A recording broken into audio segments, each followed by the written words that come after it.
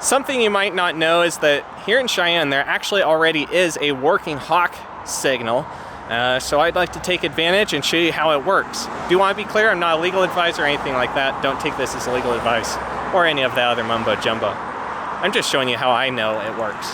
So as a pedestrian, when you're coming up to this light, the first thing you'll end up wanting to do is push the button, right? Obviously. So when you push the button, here we go, we got the button.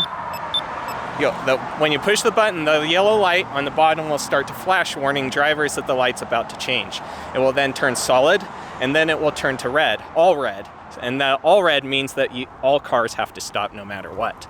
And I'll have the pedestrian light. Now, once we go partway into the intersection, the light will start to flash back and forth. It'll do a wig-wag for the cars, which means that when the way is clear, the cars can actually proceed through. In the time that I'm in the crosswalk, though, I need to hurry up and get across. The good thing is that this light gives you a good 30 seconds or so to get across, so plenty of time to get across this intersection. And then when the light gets to 0, it will turn off and the cars will be able to go. Somebody got a little bit in a hurry there, I think. So this is actually Cheyenne's first hawk signal.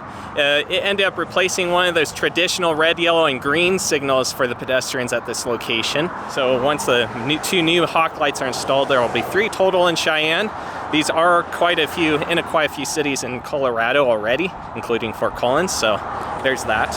By far, I gotta say, if you're gonna do more of a car-oriented approach to making pedestrian crossing safer, this is definitely absolutely my favorite version, just because it's so unique of a light. Now that I've crossed through this intersection a few times, I think there is definitely one thing I'm noticing is that some people don't understand that the wig-wag actually means you can pass through. You basically treat it just like you would treat any other flashing red light. That's basically what it is. They had a similar light set up at Whitney and US 30 actually, just with the red lights oriented in the other direction. My final thoughts are this. For one thing, there's spots like right here on Yellowstone that really need a sidewalk. You can see that there's actually a dirt path right here that's been ingrained into the dirt. At the crossing itself, I do think that they could improve it to some extent. They could add a median refuge island, as well as possibly even some bump outs, or what they might call curb extensions. So that way it kind of makes it a little more obvious that there's a spot where pedestrians are crossing, kind of can help slow traffic a little bit, and frankly gives another spot for pedestrians to just kind of wait, but also reduces the distance that pedestrians must cross. I think that's my, I don't want to say criticisms, but certainly few things I'd like to see improve. Other than that though, this is a pretty traditional hawk light.